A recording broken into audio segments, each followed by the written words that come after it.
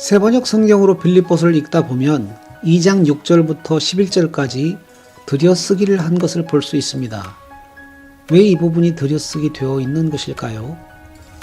학자들에 따르면 이 부분은 바울이 당시 초대교회 성도들이 예배 때 불렀던 찬양의 가사를 인용한 본문이라고 합니다. 그래서 이 본문을 그리스도 찬가라고 부르는데요. 이 찬양은 초대교회 성도들의 신앙을 잘 드러내 보여줍니다.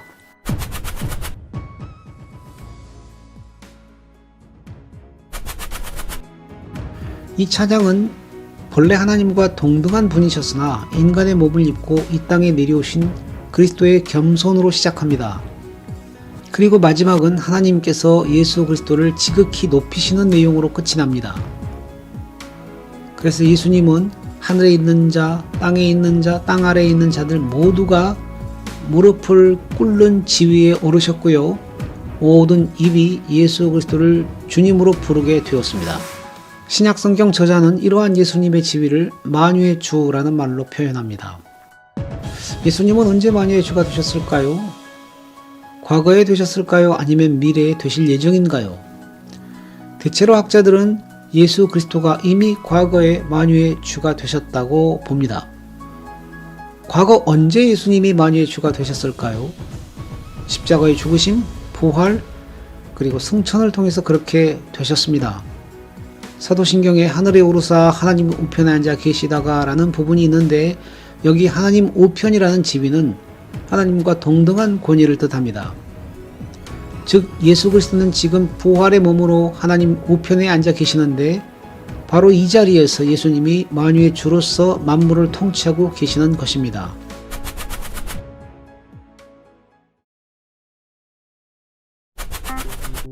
예수님께서 만유의 주시라는 초대교회의 신앙은 그저 말뿐인 신앙이 아니었습니다.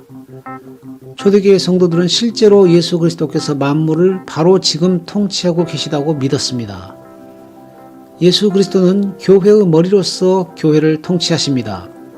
그러나 예수 그리스도는 교회 안에서만 주가 아니고 교회 밖에서도 만유의 주십니다. 이것은 단순한 종교적 교리가 아닙니다.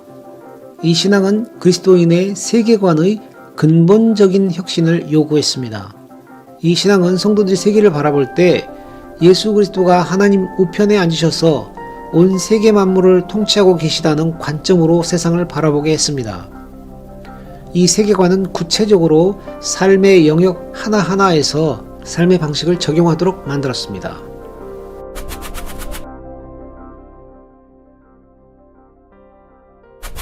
가장 먼저 예수 그리스도는 가정의 주십니다. 당시 로마 제국의 가정은 적게는 10여 명에서 많게는 수백, 수천 명 정도 되었는데요. 가정이 하나의 작은 사회였습니다.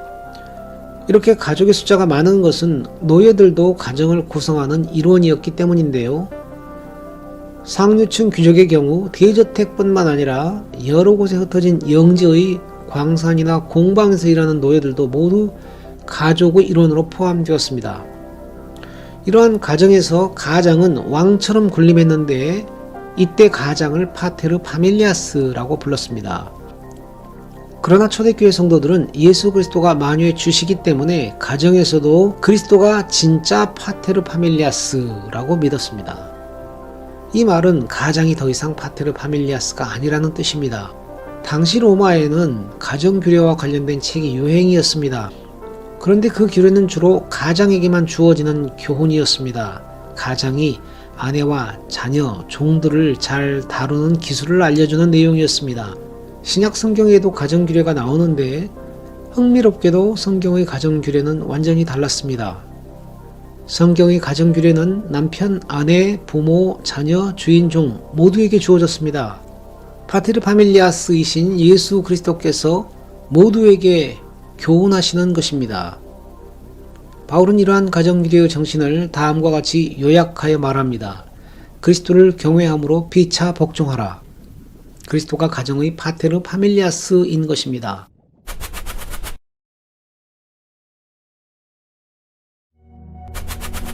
그리스도는 이 일터에서도 주인이십니다. 로마 제국의 전체 인구 중 약 3분의 1이 노예였고 이들의 노동으로 제국이 굴러갈 수 있었습니다. 당시 주인의 노예에 대한 권위와 권한은 거의 무제한적이어서 주인이 노예에 대한 생사 여탈권까지 가지고 있었습니다. 그러나 성경은 그리스도가 일터에서 참된 주인이라고 가르칩니다. 때문에 예수를 믿는 노예는 주인을 볼 때 그 주인 위에 그리스도가 계신 것을 볼 수 있어야 합니다. 그렇게 되면 주인이 시킨 일은 그리스도께서 시키신 일이 됩니다. 또 그렇게 되면 그리스도인 노예는 일을 할 때 주인의 눈치를 보는 것이 아니라 자신을 보고 계시는 그리스도를 바라보고 일을 해야 합니다.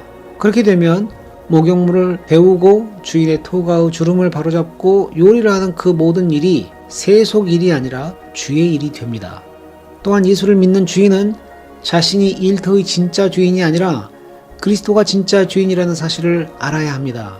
그리고 그는 잠시 그리스도께로부터 일터의 관리를 맡은 청지기임을 깨달아야 합니다.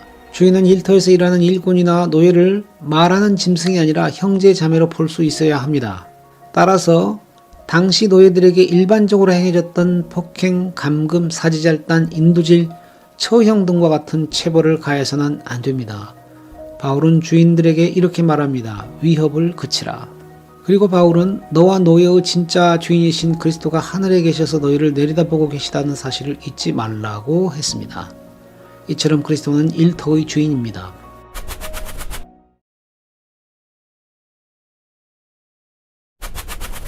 또한 예수 그리스도는 로마 제국의 주시라고 믿었습니다. 당시 로마는 율리우스 카이사르와 아우구스투스 옥타비아누스를 거치면서 황제가 통치하는 제국으로 바뀝니다. 따라서 로마 시민들은 카이사르가 로마 제국의 주라고 믿었습니다. 그러나 초대교회 성도들은 카이사르를 로마 제국의 주라고 여기지 않았습니다. 그들은 예수 그리스도가 로마 제국의 진짜 주, 곧 퀴리오스라고 고백했습니다. 그럼 황제는 뭐 하는 사람이냐? 황제는 예수 그리스도의 심부름꾼으로 본 것이죠. 바울은 로마 제국의 통치자들을 하나님의 사역자, 즉 하나님이 세운 공무원이라고 했습니다. 그리스도인은 황제를 바라볼 때 황제 위에 그리스도가 계시다고 믿었고요. 황제는 그리스도의 종으로 보았습니다. 황제가 그리스도의 종이니 황제의 통치는 이제 그리스도의 통치가 됩니다. 그래서 그리스도인은 황제에게 복종해야 합니다. 황제가 두려워서가 아니라 그리스도가 다스리기 때문에 복종해야 하는 것입니다. 그러나 만일 황제가 그리스도의 뜻에 어긋나게 통치한다면 그리스도인은 더 이상 황제에게 복종할 이유가 사라지게 됩니다. 황제 숭배가 그 예의죠. 이처럼 그리스도는 로마 제국의 주이십니다.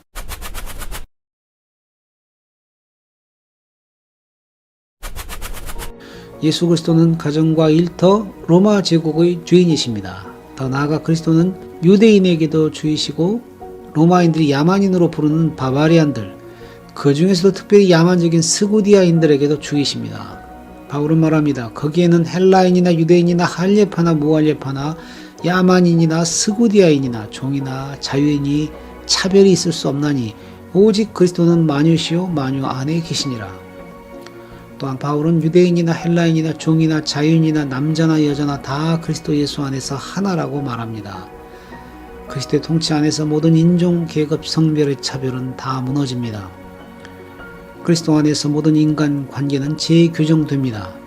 이처럼 그리스도는 온 세계를 지금 통치하고 계시는 주인이십니다.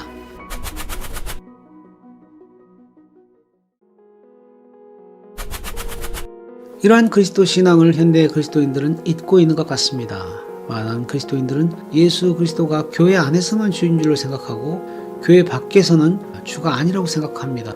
그래서 교회 밖에서 일어나는 일들을 그리스도와 상관없는 세속적인 일로 치부합니다. 그러나 그리스도 밖에서 일어나는 일은 없습니다. 그리스도는 교회의 머리이실 뿐만 아니라 만유의 주이시기 때문입니다. 그리스도를 교회 안에서만 주시라고 믿으니 자꾸 세상을 정복하려 합니다. 온 세상을 복음화하고 기독교화 해야지 그곳에서도 그리스도가 주가 되실 것이라고 생각하는 것이죠. 인간의 노력으로 그리스도가 만유의 주가 되시는 것이 아닙니다. 그리스도는 이미 만유의 주가 되셨습니다. 빌립보서의 그리스도의 찬가는 우리 그리스도인으로 하여금 온 세계 모든 곳을 통치하고 계시는 그리스도를 바라보라고 요구합니다.